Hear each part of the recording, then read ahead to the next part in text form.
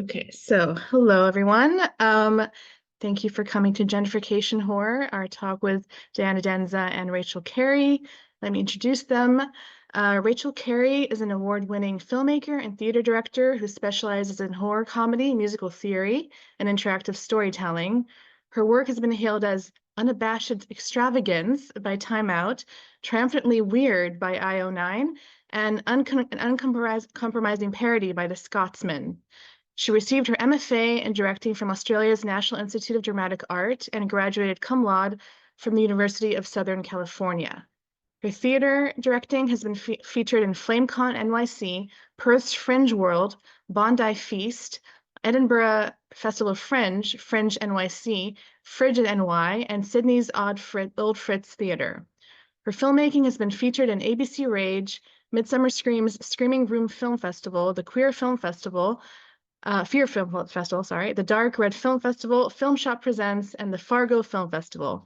In 2024, she was selected to be one of the 10 fellows as part of Film Shop's Breakthrough Series. She currently works for the Atlantic Theater Company.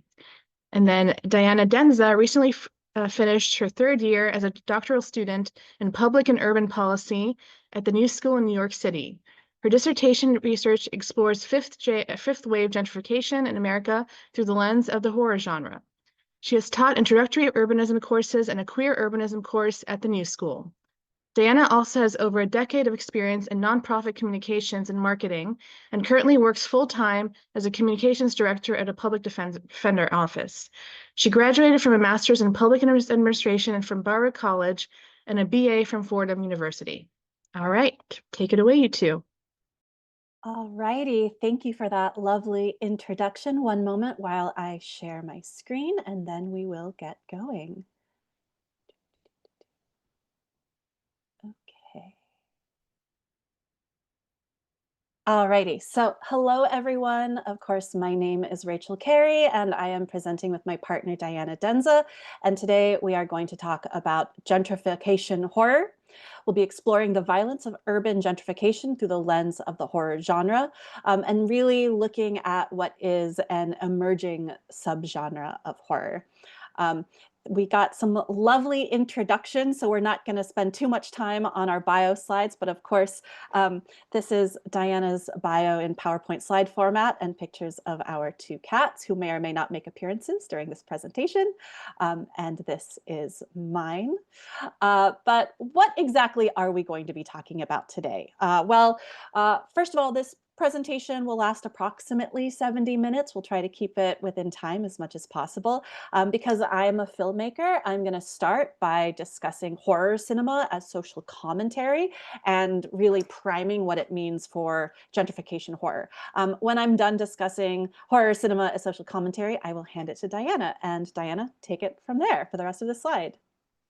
Yeah, so the rest of the parts, part 2 through 4, will be focused on gentrification. So we want to help you understand what the phenomenon looks like, especially in the United States, which is, what my research focuses on, the impacts that gentrification is having on different urban communities in America. It's not just about physical displacement, it's about mental and emotional trauma.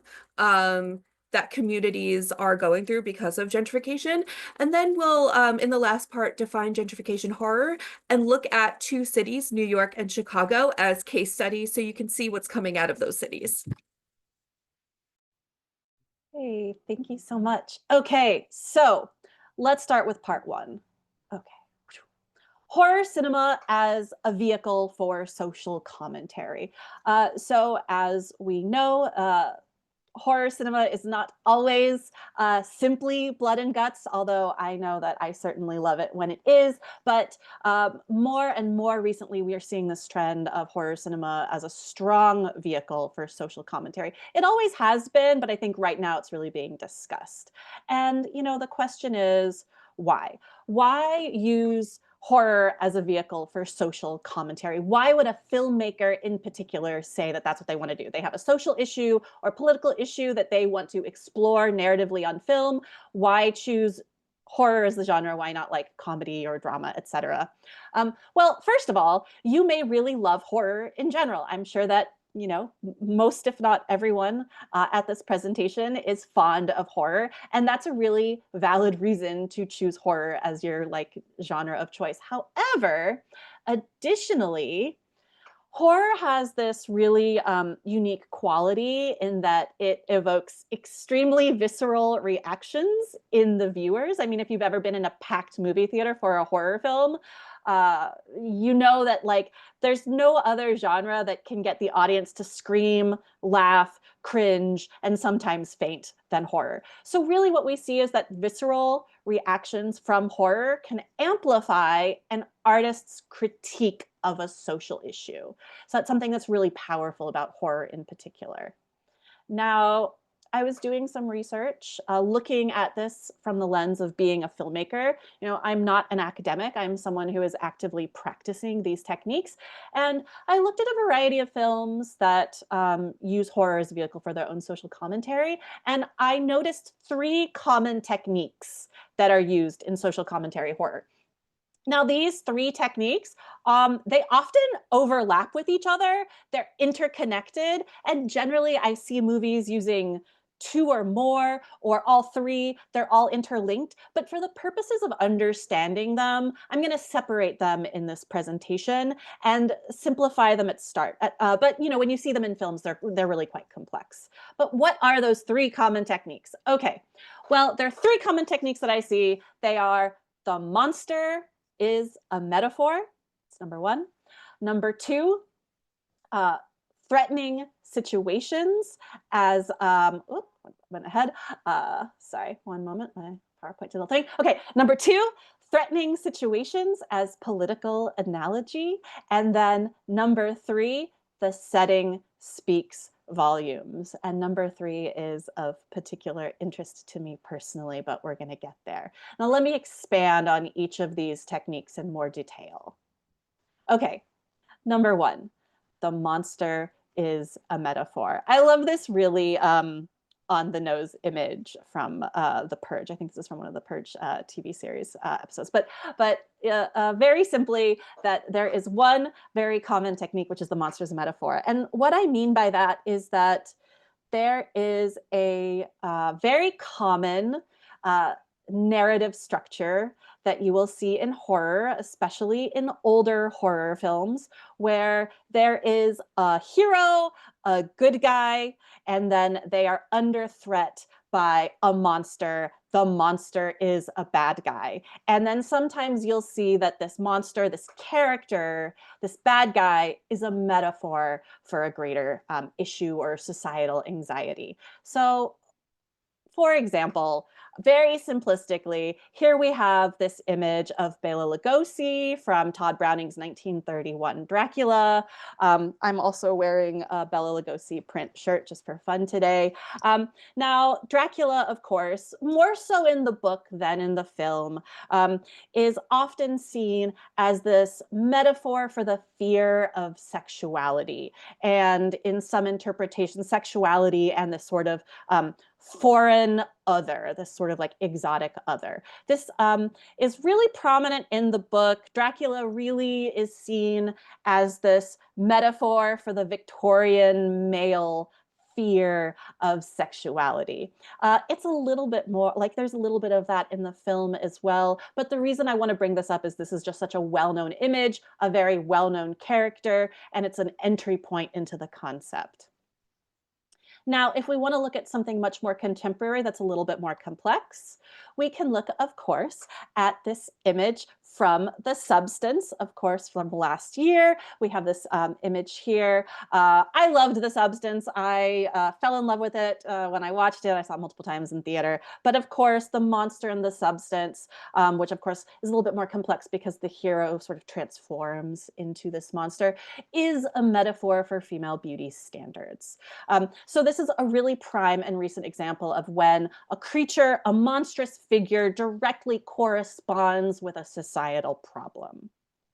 Now, Oh, and before I move on, here are 5 films you can watch if you want to see examples where films have the monster itself as a metaphor embodied or personified. So as I mentioned, Dracula 1931, of course, The Fly 1986 looks at sort of disease and AIDS. It Follows, great film of the last over 10 years, sexually transmitted infections, The Babadook, of course, grief, mental illness. There's also aspects of motherhood in there, and most recently, the substance female beauty standards. So those are 5 to check out.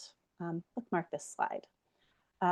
Moving on, something that's similar, but an evolution of this theory are threatening situations as political analogy. So there are horror films where our hero is in a threatening situation. They're not put up against a monster per se. There isn't a single character that they're up against, but they are in very threatening, scary situations. And so we'll see films where it's the situation itself that is the metaphor. Now, really quickly, I realized I need to make sure that I am sharing my sound. Okay, I do this every time, I always forget. But what I'd like to do is show a really prime example of a threatening situation as a political analogy by showing this clip from Invasion of the Body Snatchers, 1956 film that is very much seen as an analogy for the fear of communism. So as you watch this trailer, really think about how the storyline that's presented might connect with this 50s fear of communism infiltrating capitalist America. Stop! Will you tell these fools I'm not crazy? Make them listen to me before it's too late! Listen to me. Please listen. If you don't, if you won't, if you fail to understand, then the same incredible terror that's menacing me will strike at you!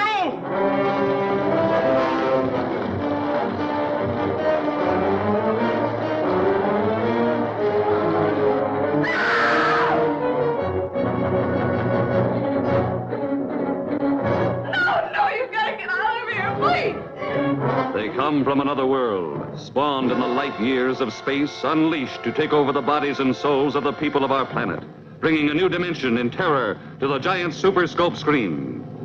Whatever intelligence or instinct it is that can govern the forming of human flesh and blood out of thin air is fantastically powerful, beyond any comprehension.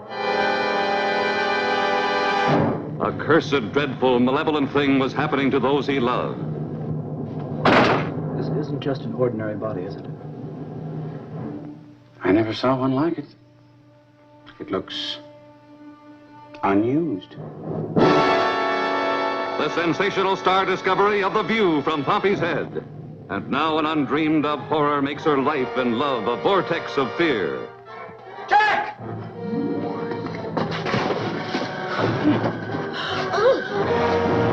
Miles, where do they come from? I don't know. Suddenly, while you're asleep, they'll absorb your minds, your memories. I don't want any part of it. You're forgetting something, Miles. What's that? You have no choice. From city to city, an incredible hysterical panic spreads.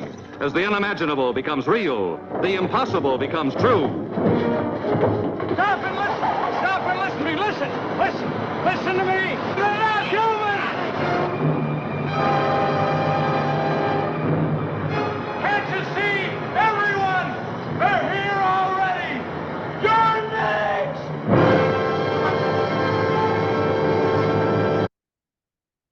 All right, they're here already. You are next. Yes, so that's a really fun example of a political analogy for something that's going on in America in this time period. You know, these monsters from another planet, they could be anyone. They could be your neighbor. So if you are you know, interested in creating your own social commentary in a film or, you know, book, whatever, you can consider, you know, is your threat a character or is it a situation, a circumstance? Some films where the horrifying situation that the hero is embroiled within that underscore and amplify a social issue or political analogy. Of course, as I mentioned, Invasion of the Body Snatchers, 1956 Red Scare, Rosemary's Baby, examines societal pressures on women. They Live, which is such a fun John Carpenter film from the late 80s, looks at Reaganomics and consumerism. Of course, the absolute masterpiece from Jordan Peele, Get Out, which looks at liberal/suburban racism. And then we have Midsommar looking at this sort of these aspects. There are aspects that really appear as an analogy for white supremacy. So these are two techniques that you can employ in different ways if you yourself are a horror practitioner. Now, the third technique that I've noticed that I'm really jazzed about in horror cinema is that the setting speaks volumes. Where you decide to place your story, that setting can do so much to forward the social critique that you wish to make.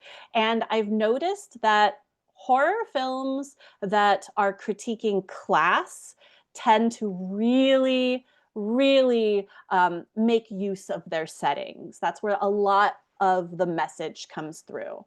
And an example I would like to share with you is from one of my absolute favorite zombie films, which is, of course, George Romero's 1978 Dawn of the Dead, where he places that film in a shopping mall. As you can imagine, a shopping mall has a lot of critique associated with it, a ripe location to use. So I'm going to play this 1-minute clip. The normal question, the first question is always, are these cannibals? No, they are not cannibals. Cannibalism in the true sense of the word implies an interspecies activity. These creatures cannot be considered human. They prey on humans. They do not prey on each other. That's the difference. They attack and they feed only on warm human flesh. Intelligence, seemingly little or no reasoning power, but basic skills remain are more remembered behaviors from normal life. There are reports of these creatures using tools, but even these actions are the most primitive. The use of external articles as bludgeons and so forth. I might point out to you that even animals will adopt the basic use of tools in this manner. These creatures are nothing but pure, motorized instinct. Their only drive is for food, the food that sustains them. All right. The normal. Okay, there we go. Yes, so we have this horde of zombies ambling through a shopping mall. They have little or no reasoning power. They are pure motorized instinct, yet they continue to hold on to the shopping mall and this place of, hyper commerce. And of course, as we see in the movie, our survivors are trapped in the shopping mall. They themselves are surrounded by hordes of shopping zombies. I love this film. Yes, so you can really do a lot with class here. I think it is interesting when you look at other films that use setting and what settings they choose. So let me bring up my list. So of course, Night of the Living Dead, classic, makes its own type of statement using an empty house in the sort of like suburban setting that the people are trapped within the mundanity of the zombie apocalypse. Dawn of the Dead, which I just touched on. Candyman is set in a housing project. And of course, Diana's going to talk more about that when we start discussing gentrification and how the setting really impacts gentrification horror. But we look at The Purge, which of course is set in a mansion in a gated community. You see some really interesting comments on class in setting as we get to more contemporary films. I'd like to point out that in the last few years, we have The Menu and Blink Twice are both set on a private island. And I think it's really fascinating to me that we have this corresponding narrative where we're seeing more and more horror films set on private islands, as we unfortunately have seen more sort of horrible billionaires doing like horrible things on private islands in the news. So that connection, I think, is really striking that filmmakers are using that to their means. But as I mentioned, the setting is so important for gentrification horror. What is gentrification horror? Well, before we can discuss gentrification horror, we have to discuss gentrification. And that's where I'm going to hand it to Diana to take over with this next slide. All right. Hi, folks. So gentrification is complicated, especially when you're looking at gentrification in the United States. So I am going to walk you through, how the term was created, what academics and important thinkers think of the phenomenon today, and then I will walk you through what it looks like in the US. So next slide, please. So the concept of gentrification can be traced all the way back to Jane Jacobs, who wrote The Death and Life of Great American Cities. She's an incredibly important urbanist, and she's a woman, which, we still don't see enough of in this field. So she refers to the process of unslumming, quote unquote unslumming, where residents of a slum move out, leaving only a loyal core behind. This small group of residents basically keeps the neighborhood going, making it livable enough for new settlers or gentrifiers, as many would refer to them now. Next slide, please. Ruth Glass actually coined the term gentrification. And according to her, it's the phenomenon of middle-class people buying up homes in working-class neighborhoods, resulting in the displacement of the original households and a change in the social character of the neighborhood. And that part is really important. Next slide, please. So folks today, including Ingrid Gold-Ellen, who is at NYU, have said that the relative increases in household income, education levels, and/or percentage of residents who are white in initially low-income central city neighborhoods. In other words, a gentrifying neighborhood is an initially low-income neighborhood that moves up the socioeconomic ladder within its metropolitan area. So it involves this replacement of a low-income population by higher income folks. And this is specifically in urban metropolitan areas. Next slide, please. Ipsita Chatterjee has, went further, calling it the theft of space from labor and its conversion into spaces of profit. And here, especially with Ipsita, we're seeing gentrification linked directly to capitalism and as being a product of capitalism. Next slide. And here are some other quotes, just because I think it's really important to look at what thinkers today are saying about gentrification. P. Moskowitz, for example, has said that gentrification equals inaccessibility, and saying that the future of American cities are going to become these gilded jewel boxes. With the exodus of poor people. So he is and many other folks are calling for regulations on this process, which, as we'll see in further slides, is getting out of control. Next slide, please. And as Alan Malloch has said, gentrification is complicated.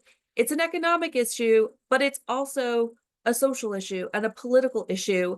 And it involves the lack of power that poor folks have over the spaces that they live in and over their lives and their destinies. And again, Sam Stein, who is is a pretty famous urbanist in the US, has again linked gentrification to capitalism, right? And this idea of dispossession of folks who cannot pay exorbitant prices to live in urban areas. Next slide. And Alyssa Cole, who is both a romance and a horror author, and who has lived in urban areas, including in Brooklyn, and who I interviewed as part of my research, has defined gentrification as the negative change for the inhabitants of a neighborhood. That change may be positive overall for the city in the financial sense. It might even be positive financially for the occupants of the neighborhood, but it also has the negative side effect of changing the neighborhood in a way that makes it uninhabitable.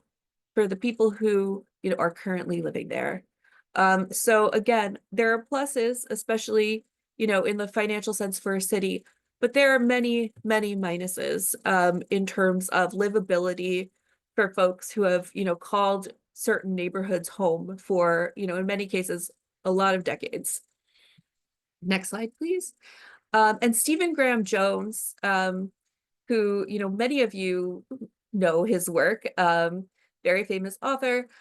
He said at the New York Public Library's Get Lit April Book Club, basically these Terra Novans coming in to carve out a piece of the national forest for their little gated community, they're all Christopher Columbus. I realize that there are just different scales. There's colonization on the wide scale, gentrification at the neighborhood level, and then there's possession on the individual level. It's all the same dynamic. And this is incredibly important, this idea of possession, right? Of something being, both yourself and not yourself, of something, of not having control and power over your own body. And I think that this is what people who are living in certain urban areas are feeling about their own neighborhoods, that they've been there, that they know this neighborhood.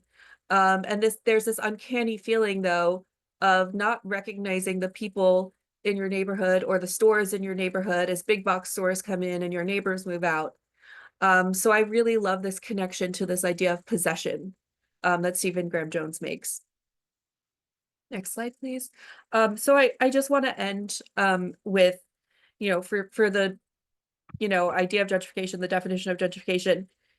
In general, most urbanists will agree that gentrification involves the movement of people, typically those who are white, educated, and financially secure, into low-income, racialized neighborhoods. Now, that's the basic definition that most folks can agree upon. But as we've seen, it involves capitalism. It involves, dispossession. It involves like all of these other horrifying things that I will get into. Now, I want to show this graphic of the rent gap. And this is an idea that Neil Smith really describes in detail. He's another urbanist. So the rent gap, in basic terms, is the difference between the rents a market currently produces and what it could command in the future.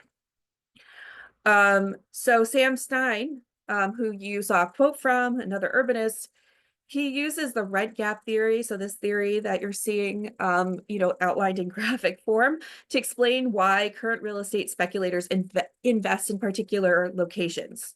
They see the potential for a return on that investment, right? So they're reinvesting in these neighborhoods, displacing, poorer folks, and replacing them with richer folks and their preferred aesthetics and amenities, right? So they're filling this gap, right? They want to make the profit. They want to, eliminate the presence of undesirables from urban areas.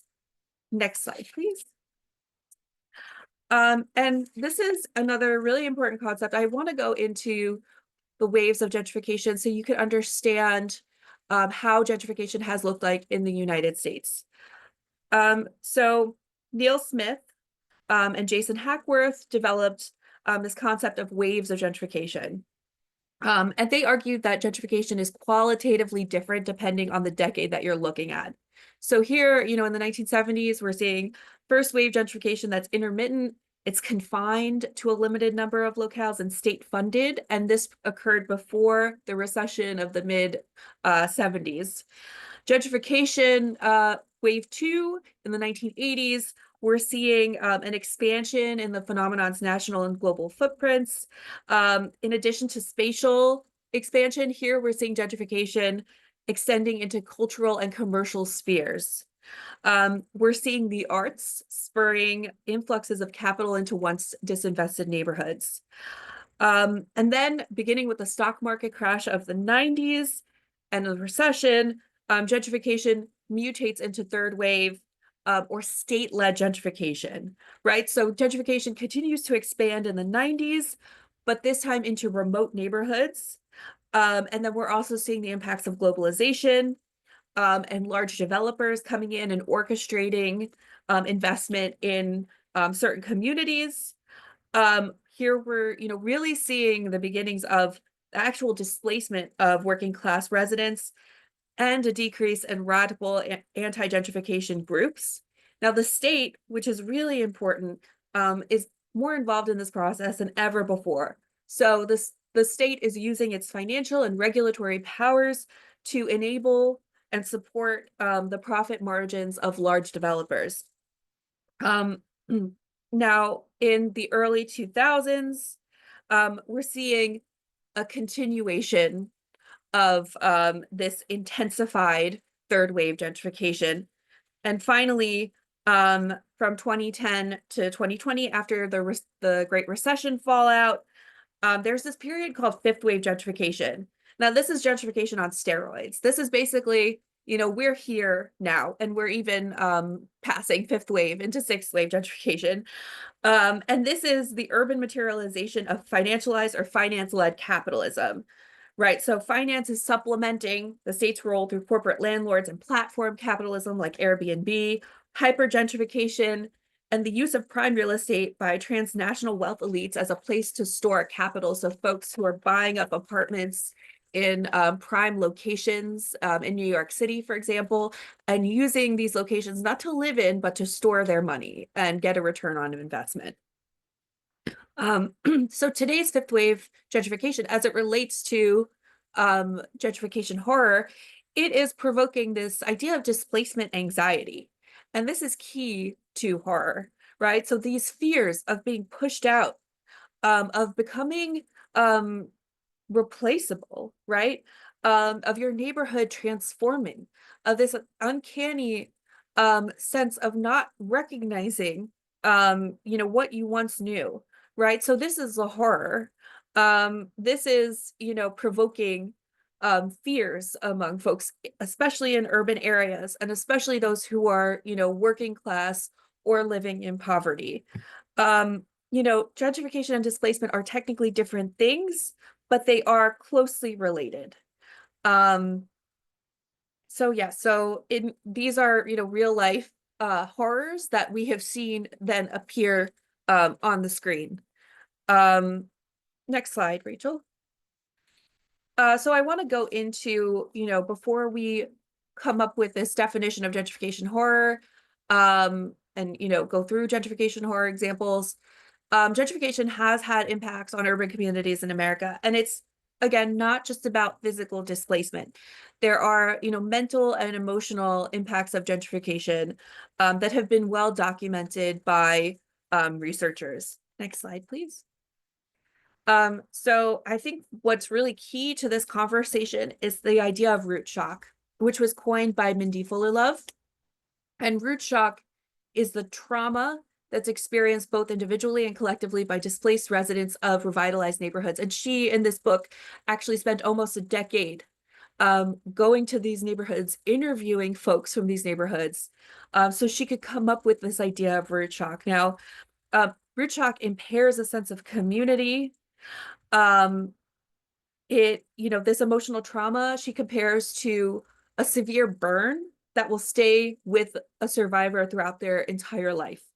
Unlike the burn, though, root shock can result in generational trauma, destabilizing familial and neighborly relationships, depleting generational wealth, and triggering mental health issues. So Mindy is a research psychiatrist, so she has seen the impacts of gentrification on folks, even folks who have not physically left their neighborhoods.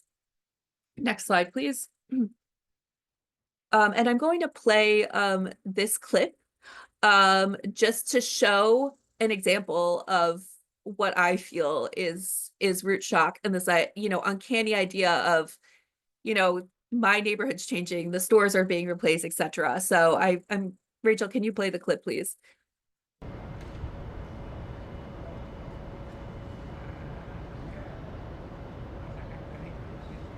Back in the day, it's so different because we had the little candy stores, we had the laundromats, and we had things that we need. We didn't have to worry about going out finding beauty parlors or variety stores or anything of that nature. It was just like living in a little country. It's a big difference now. The neighborhood is absolutely not like it used to be.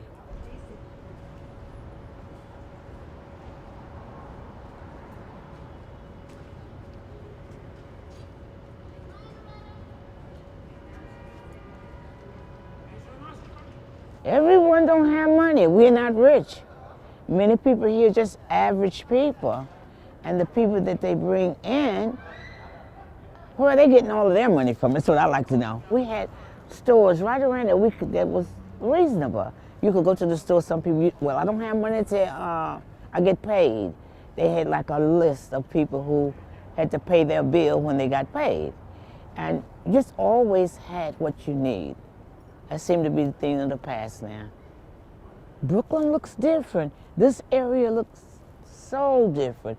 Who would have ever thought that we would have all these buildings here? Who would ever thought it would come to this? This was a laundromat here. Most of the people in the neighborhood, this is where we went. To this laundromat, and it was very clean. People who owned it was very friendly. So it was not like we needed to go, we needed to stay here. And this is another laundromat. It seems like they're just getting all the laundromats out of the neighborhood. What do people supposed to do? Look like they're taking that down. I can't believe this. I didn't know this was closed. It was a nice laundromat. It opens at 6 o'clock in the morning. Now this is where the 24-hour laundromat was. It was accessible for everybody, whether you work in the daytime, nighttime, evening, it was always open to you, 24 hours. Look what we have here now. Luxury houses. It makes you think, the people who's doing these things, are they, how are their thinking going? Are they really thinking about people? Or are they thinking about money? It has to be the money, because you're not thinking about Until people. you can stop it. Look at this. So you get the idea. I just wanted to show this clip as an example of how like a physical neighborhood, a physical location is literally changing before folks' eyes and becoming essentially not for them. Next slide, please. Now, there have been mental health studies coming out in recent years, and we can go through these quickly. I'm not going to get into every single one of them, but these studies have shown that there are negative mental health impacts of gentrification. They've generally found that gentrification or hypergentrification is linked to increased reports of mental distress and chronic illness, including hospitalizations among people. And hospitalizations, in one New York study, researchers found that these hospitalizations are 2 times as high in displaced people versus those who remain in their neighborhood. Another study found that living in a gentrified neighborhood is associated with increased likelihood of serious psychological distress relative to living in a low income and not gentrified neighborhood. These effects were observed in renters, low income residents, and long-term residents, but not homeowners, higher income residents, and recent residents. Yeah, and then even, there's a study out of Austin, Texas, showing that even the perception of gentrification is linked to reports of chronic health conditions. So even the idea that it's happening, even if you're not physically displaced, is linked to stress, to chronic health issues. And Rachel, you could just go through the rest of those slides. Okay, now I want to get to why horror. I want to talk a little bit about the cultural relevance of the genre before we talk about gentrification horror specifically. Next slide. So I'm going to go into some philosophical theories of horror, just because I think it's important. Noel Carroll, who's a film scholar and philosopher, pretty famous in the field, he has been asking for decades, like, why do audiences gravitate towards works of horror? And what does that reveal about the genre's significance? Now, you've heard Rachel talk a lot about this idea of the monster. So Noel Carroll, he uses the term art horror to refer to the distinctive emotional state that occurs in response to the thought of the monster, right? And art horror is different from natural horror, like a tornado, or images in other genres that might be considered horrifying. So art horror is exclusive to the horror genre, and it involves the presence of the monster, right? So yeah, so you need a monster. And for Knoll, consumers are drawn to the genre both for its narrative structure, the idea of repetition, the idea of catharsis, by curiosity and confrontation. So these audiences are drawn not to the monster itself, according to Knoll, but to what the monster offers in terms of the formula, in terms of the confrontation, in terms of like this idea of curiosity on screen. So it's this narrative structure, but it's all centered around this idea of a monster. Now, Barry Scott, and this is kind of a counterpoint to Noel Carroll, he says that horror consumers, they want to be scared, right? He doesn't think that horror really inspires a lot of curiosity. He doesn't see a paradox. He thinks it's pretty straightforward. Horror consumers, they want to be scared. It's not because they, like this idea of the monster and the formula and beating the monster and the final girl, but horror consumers, they go into an experience wanting to be terrified, basically, and they're not necessarily driven to the narrative structure. Next slide, please. So again, art horror is this emotion felt in response to the fictional monster that defies our scientific understanding of the world. It's threatening, it's impure. This relates to Julia Kristeva's idea of abjection. Therefore, art horror is a mixture of this fear and disgust. And this is what defines the genre of horror. So for Noel, we're not necessarily drawn to horror because we want to be scared. We're drawn to this idea of the monster and vanquishing the monster. Next slide, please. So other key philosophical concepts related to horror is this idea of the uncanny, which I've mentioned throughout, something that looks, almost like what you'd expect, but is a little bit different. So this idea of the changing neighborhood, the neighborhood that's gentrifying slowly. Abjection from Julia Kristeva. I think, that really relates to this idea of the monster. It's something impure. It's something that, almost looks like it could be human, but isn't. It's, part of the body, but outside of it. And, what Noel has said in the philosophy of horror, this idea of repetition, the formula of horror, catharsis, this idea of defeating the monster or having the chance to defeat the monster at the end, but also the process of horror does a great job at making things that we don't talk about often visible, right? So making the invisible visible, and then and processing it together as an experience. So I just wanted to go into, these philosophical thoughts about horror because I think that they're important. And I think that horror, gives audiences the chance to confront monsters and process things. A lot of times in a group setting, if you're watching it in a movie theater with friends, that other genres don't necessarily give audiences a chance to do. And I want to just also raise that horror has been really vital in terms of ticket sales, in terms of like keeping the movie industry going, right? So, horror has sold 75 million tickets, grossed almost 800 million in the US in 2023. It's Hollywood's reliable moneymaker, and it's been growing in importance. Additionally, horror fans are disproportionately Latinx or African American, especially from Jordan Peele movies, for example, or things that directly relate to minority experiences. Like folks are going to the movie theater to see these films. So I think it's getting people out and interested in movies and interested in seeing movies in theaters. It's a really big moneymaker. Next slide, please. So here we don't have to go into like everything, but the demographics for recent-ish horror films, 26% Latinx for Annabelle Creation, almost 40% African American for Get Out, 23% Latinx for Halloween, 36% Latinx for The Nun, 37% African American for the Candyman reboot.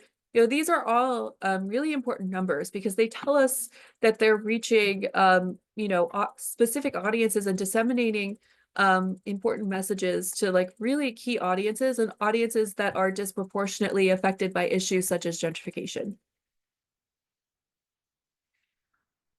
So this is the definition that Rachel and I came up with to define gentrification horror.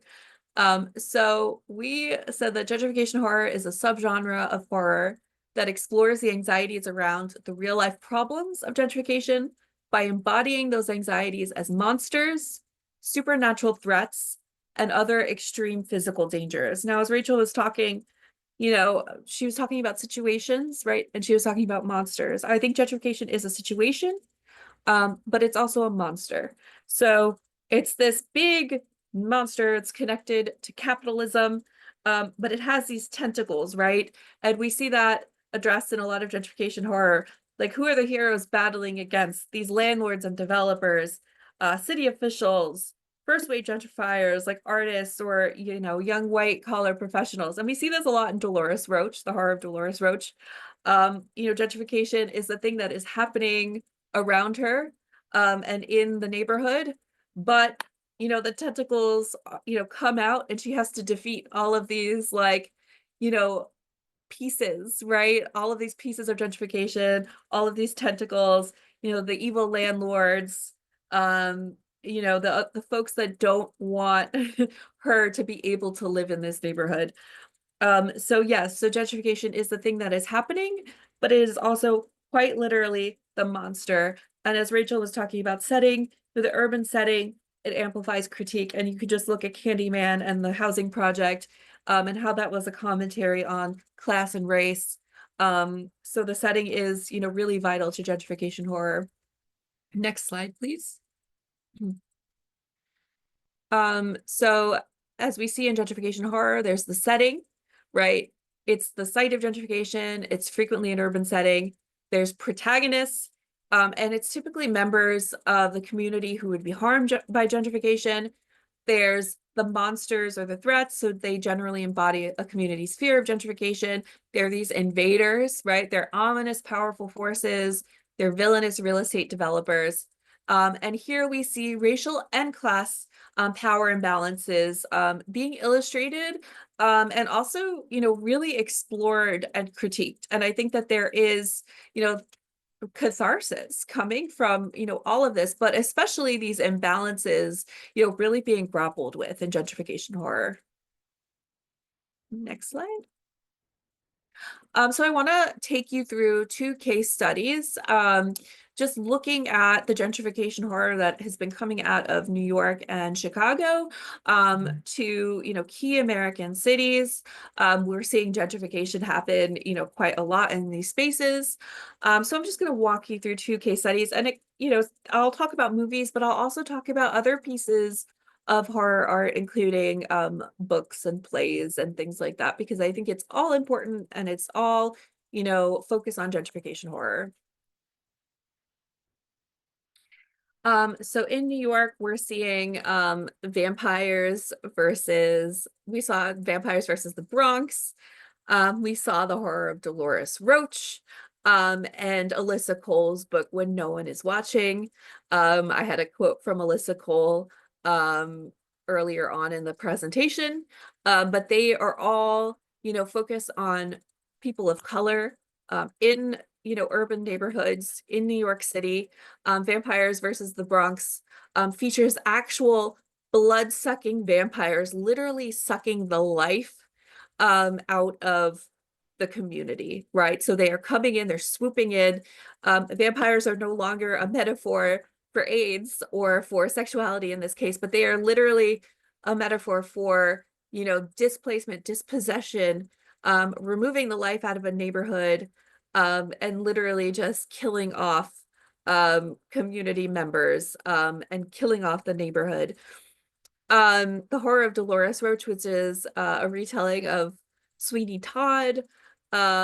I think it's so powerful that it focuses on New York City gentrification, because here we're seeing that this woman who has just gotten out of prison has to basically grapple with things having changed around her and having to kill as literally a way to stay in her neighborhood, right? So it is, the monster is gentrification.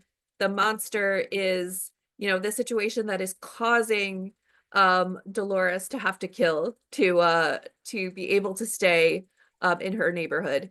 And then when no one is watching, similar themes. You'll have to read the book. I really highly recommend it. But again, it is focused on neighborhood change in Brooklyn. And yes, it has to do with gentrification, but also there's a lot of commentary on white supremacy within the book. Next slide, please. Before we move on to the next slide, I also just want to chime in and say that the horror of Dolores Roach is really intentional about its setting. She's very very specifically set in the neighborhood of Washington Heights in Upper Manhattan, and that is a really strong choice to further the narrative. So I just want to point out another technique used there. Okay, I'll move on to the next slide. Yeah, so just going over some of the key themes in each. So Vampires versus the Bronx, 80s styles camp a la Stranger Things. The story really centers on a beloved bodega and small businesses that are being pushed out by rising rents, and real estate development company that's transforming the neighborhood. And they are literal bloodsuckers, as I mentioned during the last slide. Next slide. And here is a quote from Karl Marx. Capital is dead labor that vampire-like only lives by sucking living labor, and lives the more labor it sucks. So I think this is just a super relevant quote, and relates to how real life and horror kind of merge, right? They're so interconnected. And in The Horror of Dolores Roach, inspired by the legend of Sweeney Todd, it's set in Washington Heights, as Rachel mentioned. Dolores returns to the neighborhood after an unjust prison sentence, and gentrification propels the horror forward. And again, the first kill is the predatory property owner. So Dolores is having to, do this out of necessity, but she also kind of likes it. And here is a clip from the show. I'm going back to prison. Perlman Property Group, you said? Yeah. Is there a place we can talk? So?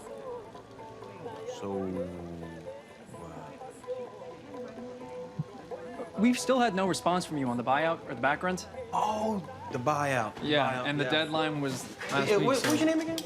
Jonah Perlman. Right. I was dealing with a Gideon Perlman. Is that your... My father. Your father? Yeah. Well, your pops and I have been having an ongoing negotiation, so... Negotiation? Yeah, sure. Matter of fact, I just spoke to him the other day. Luis. Wait. You spoke to him when? 6 days ago.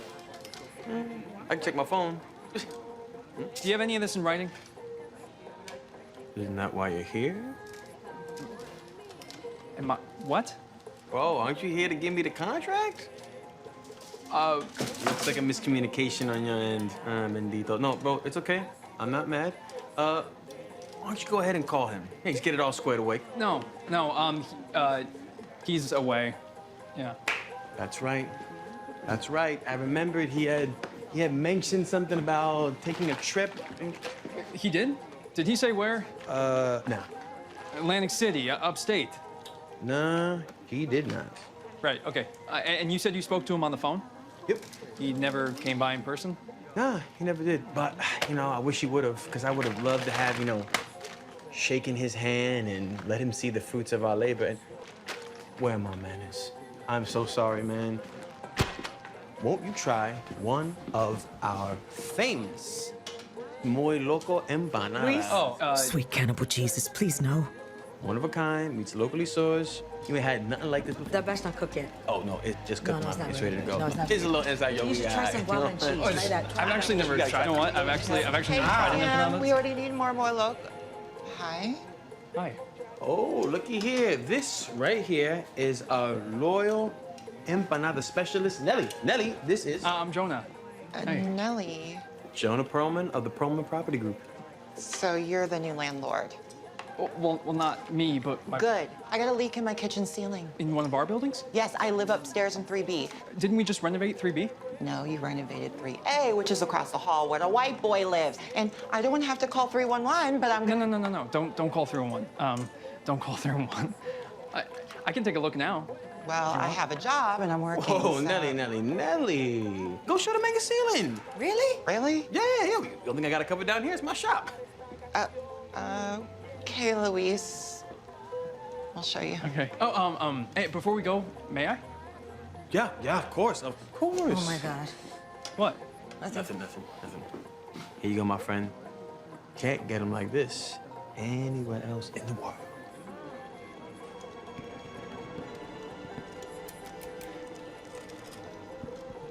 I'm going to hell.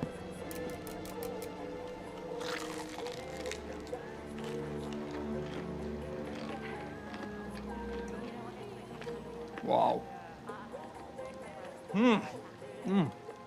Wow. Is this duck? It's a mouthful of daddy. It's a trade secret. You understand? Yeah, it's really good. Thanks. I'm very proud of it. Either way. Yeah. Oh, I'll follow up soon. Stabilized lease or not, you're still on the hook for the back rent. Yes, sir. Okay.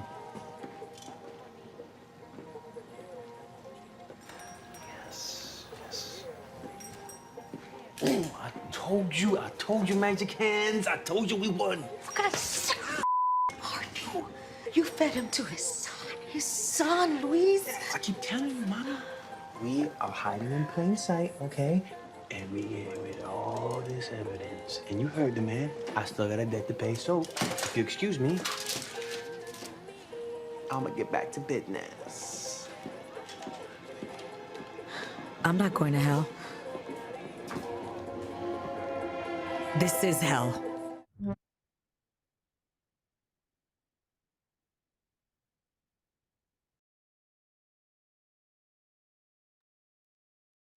So I'm sure you already got the idea from the clip, but in it, Dolores is literally feeding the landlord to his son in an empanada.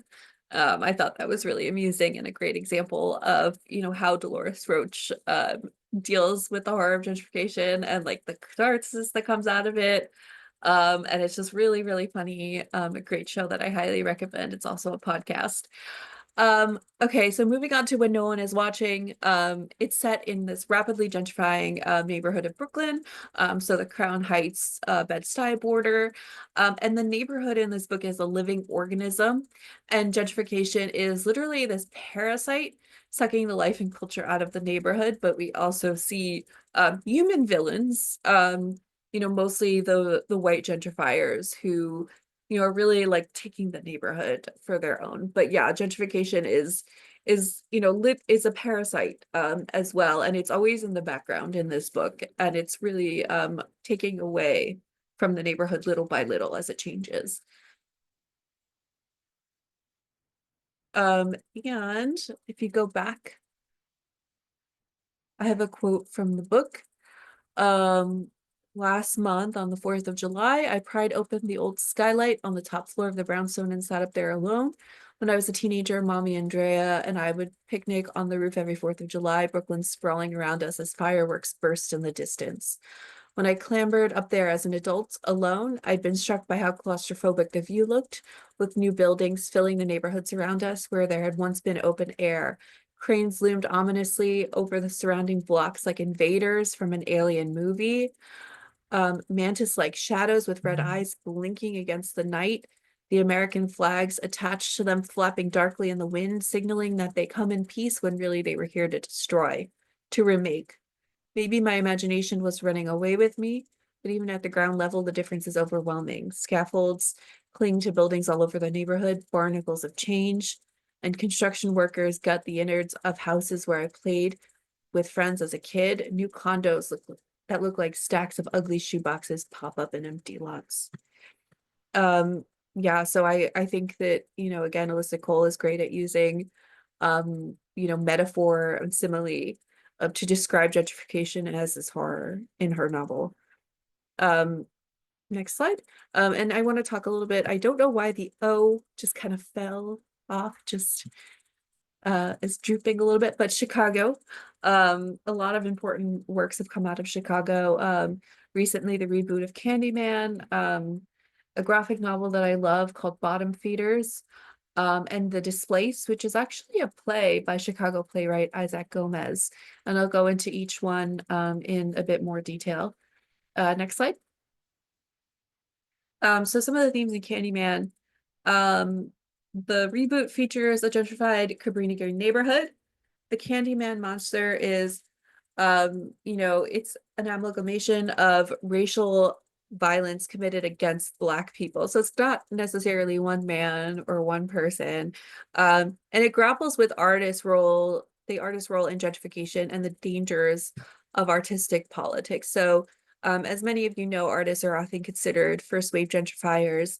And it really grapples with the responsibility that artists have to, gentrifying and gentrified communities, and, what their politics brings to certain neighborhoods. Next slide, please. And this is a video, I think. If you can just play that quickly, the clip.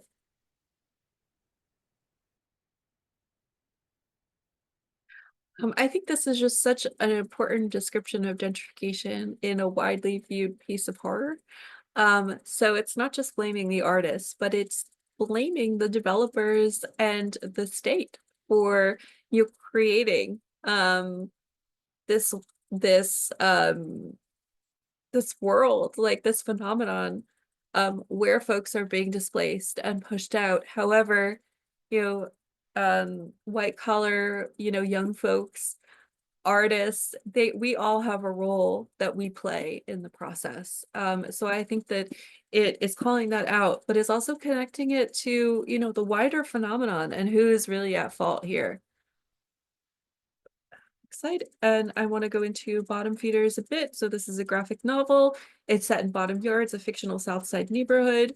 And the building in this graphic novel that came out a few years ago is a living organism that literally consumes its inhabitants. And body horror in this graphic novel is a tool that shows the unwieldiness and horrific effects of gentrification. And finally, The Displaced is set in the Pilsen neighborhood of Chicago, which is gentrifying. It focuses on an interracial couple. One is an artist, and the other is a server. And the apartment that they live in is haunted. And the forces in, the building force them to grapple with their own privileges and marginalized identities. So gentrification is more complicated than, rich white folks moving in. We all have marginalized identities, privileged identities.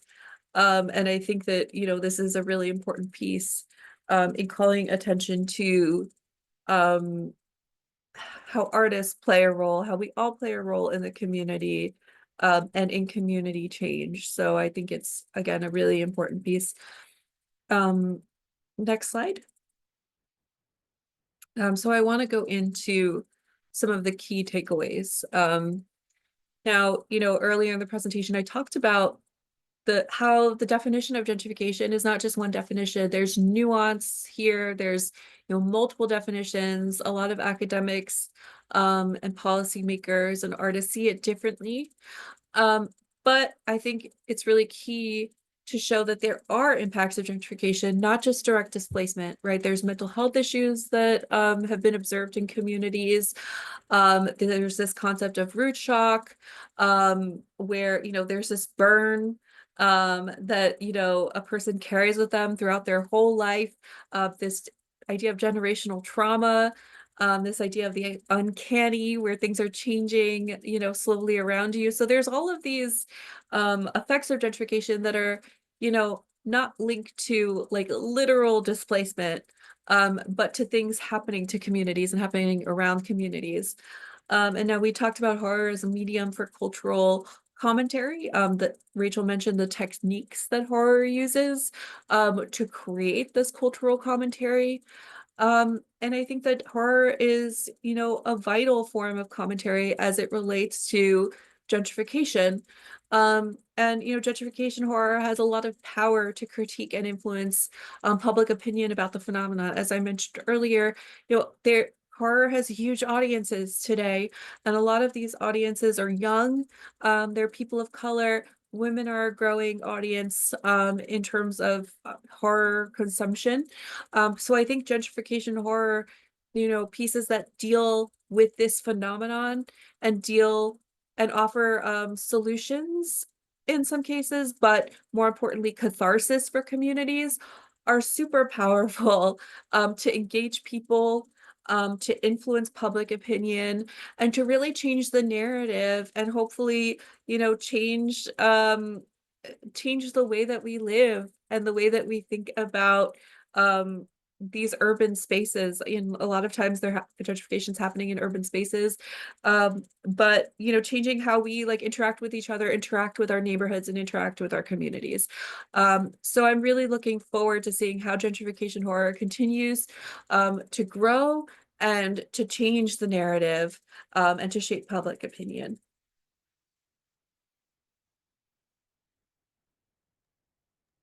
And that is it for our presentation. Thank you so much for listening. If you have any thoughts, if there are other techniques for gentrification horror or social commentary in horror that you have thought about that maybe we haven't touched on, we'd love to hear from you. Otherwise, I think we will just open it up for questions. Yes, thank you so much for your very fantastic and thorough examination of gentrification horror. As Rachel just said, if anyone wants to speak up, ask a question, now is the time. Maybe I'll just start. Yeah, I mean, there's so much there, so much content. Maybe like just specific like content or quotes that you gave that I was just wondering about. Maybe if you could flesh it out a bit more. This idea of the promise of inclusivity. I believe one of the gentrification thinkers mentioned that term, and I was kind of just wondering about what that meant, because in a way this is kind of like pretty much the opposite gentrification. So I was kind of curious about why she chose that. If you can, you know, hand kind of comment on it. Yeah, Rachel, would you mind either pulling up the slide or just reading the full quote? Mm-hmm. Right, that's a good idea.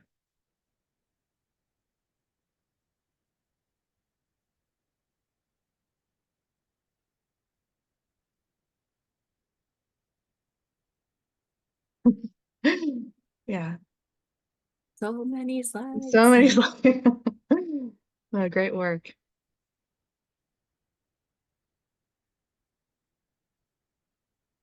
I think it was one before. Oh, no. Maybe, yeah, I just skipped it. No, you skipped it. Yeah. Okay. Wait, no, go back. One slide. Yeah, okay. Yeah, in some, gentrification offers the promise of inclusivity, but left to its own devices, the market is unlikely to deliver on that process. I think, you know, in general, Ingrid is talking about how gentrification can bring needed resources into communities, right? A lot of times you get improved public transportation, better stores, you know, get revitalization. However, when you leave it to, you know, our capitalist society, right? When you don't have regulations and restrictions on what can be done, the market is not going to deliver what low-income folks need without like pushing them out, you know? So I think that this quote within like a larger context is talking about how like, yeah, there could be good things that come as a result of gentrification, but without like the appropriate regulations, it really can be a mess for, low income communities, those who are vulnerable, especially those who have disabilities, those who are people of color, those who do not have the financial resources to, keep up with revitalization, essentially. Right. It's like you're not going to get more public libraries, you're going to get more targets. You're going to get shops where you can like, participate in like spending your money, but you're not going to get like really valuable things that the public needs. Or you will get both, right? So in our neighborhood that, is pretty rapidly gentrifying, there is a brand new library, and there is like some affordable housing, but there are many, many more luxury buildings cropping up. There's going to be another Target. There's going to be like all of these other things that have the potential to push folks out, even though we do have that shiny new library now that is an incredibly important community resource. So, there's good and bad. However, it's the government's responsibility to, enforce regulations, to create and enforce regulations, and we're not seeing that happening. As I mentioned in fifth wave gentrification, the government is colluding with these developers to like bring them in and to support them, and that is really potentially harmful for vulnerable communities. Right. Yeah. Okay. Thanks for clarifying that. Another, I guess, just thing I wanted to hold on to with I loved also this. I mean, so many good quotes that you chose here. But this idea of like kind of the analogy of the possession of the individual being like.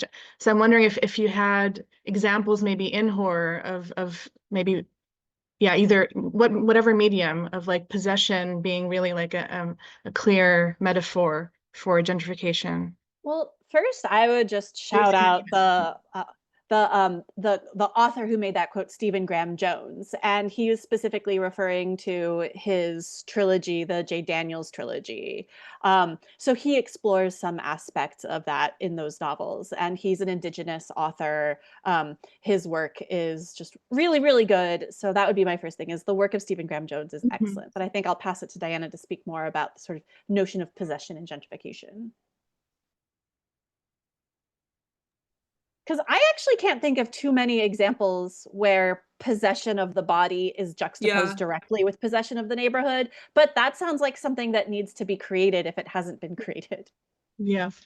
Yeah, I absolutely agree. I'm struggling a little bit to think of like clear examples, but I think that is definitely something that should be explored.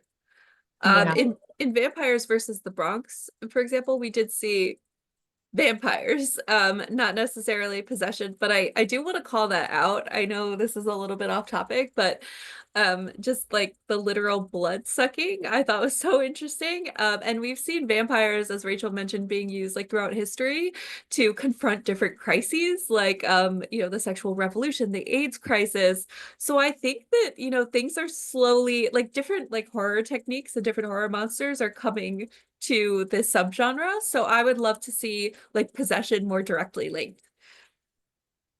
Yeah. Sarah, did you want to, because you're here. Oh, John, Anne as well. My video actually specifically to ask about this quote that you just brought up. Okay. Lovely. Gentrification, then possession. I mean, I think Candyman has. Yeah, I was gonna. It does, yeah. Yeah, I don't think it's like a classic like possession, but it does, yes. Yeah, I thought that was a really great quote. I also just wanted to thank you for showing that very moving clip of this elderly woman talking about the closing of laundromats in her neighborhood. I mean, I think it's so important to also, to not just talk about representations in horror, but to talk about the actual real life reference that make this exploration in horror so necessary. Yeah, absolutely. Thank you, Sarah. And the clip is actually longer. It's a 5-minute clip. We were only able to show half of it. So she, does a longer walk through the neighborhood and talks about like how it's changing. And I think hearing directly from a resident is so powerful. Because it's one thing for me to like talk about like the data and the research, but it's another thing to hear it from an impacted community member. So yeah, maybe we could share like the link with you or all of our slides so that you could watch the whole thing. Yeah, and I would just add that, you know, there is something quite ghostly when you're walking through a neighborhood and you realize a store is gone. There's something invisible and ominous about that experience. And, you know, Diana talks about catharsis and horror, and that connects to gentrification horror. But I think there's something really cathartic about being able to visibly see the monster that is taking over your neighborhood versus like people very far away from where you live might be the real reason why what's happening to your community is what's happening, you know? So there's something really powerful about being able to confront it visually. John Ann, did you have a question? Do you want to turn on your video or microphone, either way. or chat? I do believe I saw a raised hand. Maybe they Or changed. has the Zoom been possessed? And okay, we'll give it some time. I was also wondering, I mean, yeah, just had to think of this trope, you know, the eat the rich trope, right? That's so common also in horror and many other places. But I wonder how it kind of correlates with gentrification horror for you, if it does at all, or like, is it kind of useful to use that also as a reference or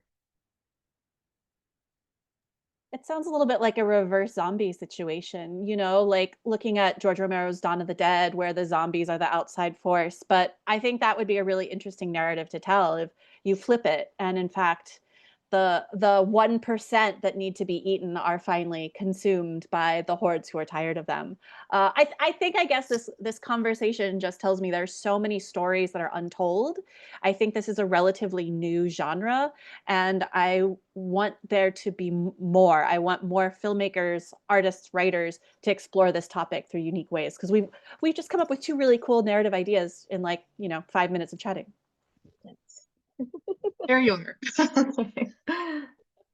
that's your question?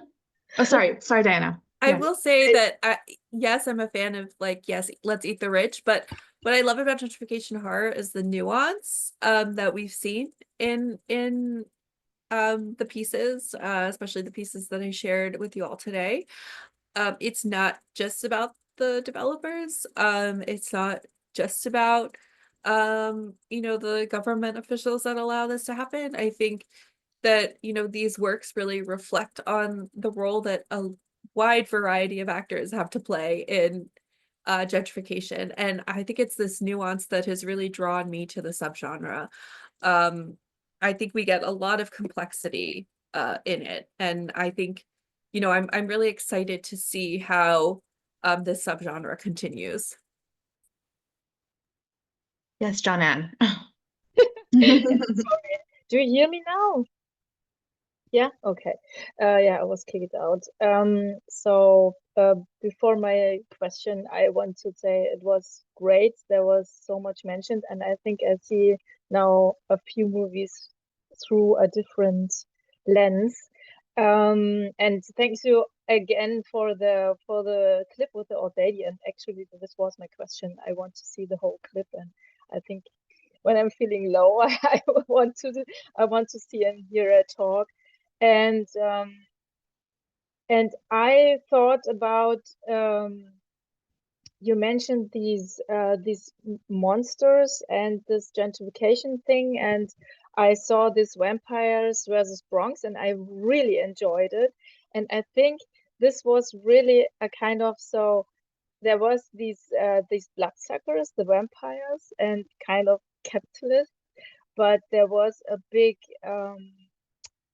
horror, the gentrification horror in the lens of making a new space. And this is actually my question. So you mentioned so many movies, but there are, I really think of a few movies which who create space, who have the focus not on the deleting space, where the horror is a way to create a new space. I think if I think about it, a few films come to my mind, but this would be my question.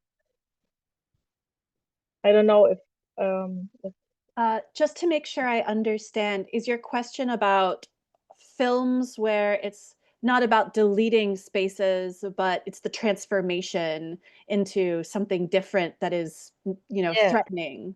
Yeah, I think horror is a good way to it's coping, for example, trauma, fear, the past and whatever. And I think horror is in some way a really positive way to use a horrible story and a horrible subject to make something new.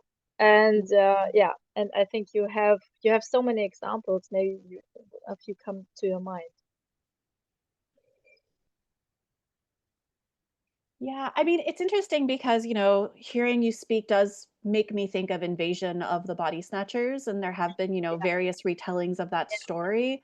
But I think there's something interesting about that is like, well, actually, there is possession there. I mean, that is like, you know, your bodies will be taken over by this sort of like negative force, although that's really more, again, like a metaphor for communism. Although they were originally looking at McCarthyism and the studio said no and they had to flip it. Um, but I think I mean, it's hard when you start like going through the library of like films that exist and like I mean, I've definitely like Googled like gentrification horror and like what comes to mind. So I mean, I'm always on the lookout for more titles and more narratives that explore this topic. I want there to be more. I think I've kind of tapped my library of titles and put them in the PowerPoint. So if you can think of any, please let me know. But I want there to be more.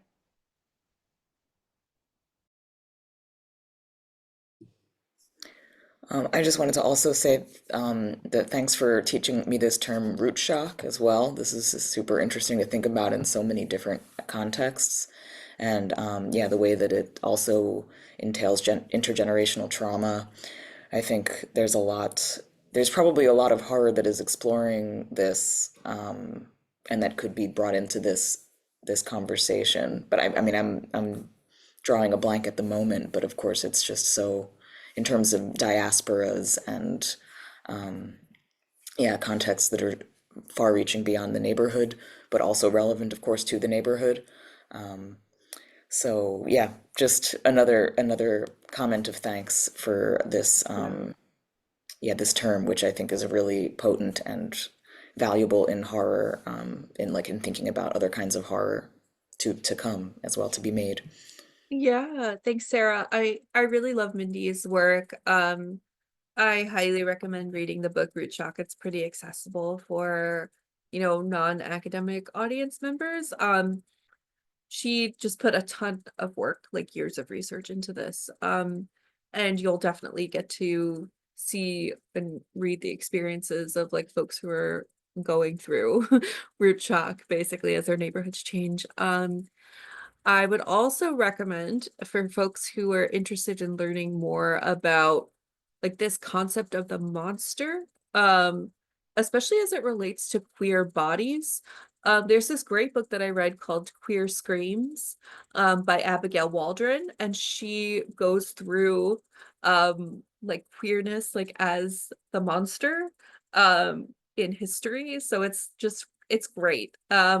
So I like highly recommend that for folks who are interested. And I also recommend, I touched upon abjection, like this idea of abjection as it relates to horror, from Julia Kristeva, and I highly recommend reading more of her work.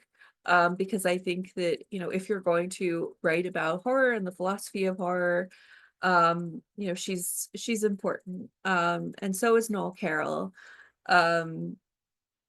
So yeah, I highly recommend, you know, those works if you know, want to learn more. But Mindy is wonderful. Root shock, I think, is just such an important concept. Sorry, I can't, you know, I work in academia and I cannot do like a presentation without recommending a bunch of books.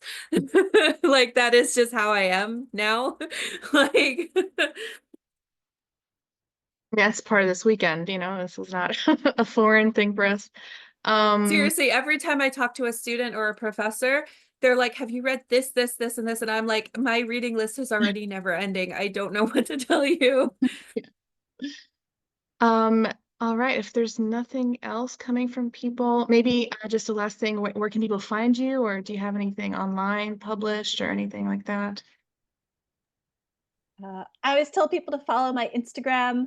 It's R as in Rachel, F as in fire, KK. Oh, nope. I'm not going to say it incorrectly. I'm going to say it correctly now. R as in Rachel, F as in fire, KERRY. Easy to find right there. Yeah, I highly recommend following Rachel. She has been making just like short films and lots of appearances lately. You have a website too, right, Rachel? Yeah, but I really need to update it. It's Okay, okay. RachelCarey.com, but yeah, that's been on my list for 6 months, is like make it update it with all the short films. Yep. And I'm I'm less in the public eye than Rachel is, but I will be teaching a course on urban horror at the New School in spring 2026. I'm not sure if there's any folks in New York City, but yeah, I'm definitely looking forward to that. I'm looking forward to writing my dissertation. So yeah, I mean, just stay tuned. I feel like, just give me at least a couple years to write this thing, but hopefully that will end up being published. And yeah, again, I'm really looking forward to, creating this urban horror course for spring 2026 and introducing lots of folks at the New School to urban horror. Sounds great. All right, well, thank you so much, Diana and Rachel, for coming, for being part of this, and it was really a joy. And thank you everyone for joining us. And next up, Sarah, do you want to announce our next event? Yes, thanks again to Diana and Rachel. Really enjoyed it. We have the the Queerness and Disability in Horror panel coming up in a half hour at 8 p.m. Central European Time. And then tomorrow we've got 4 more talks. So we will be back with a full lineup. Yeah, thanks again and see you soon. Thank you. Bye. Thank you so much.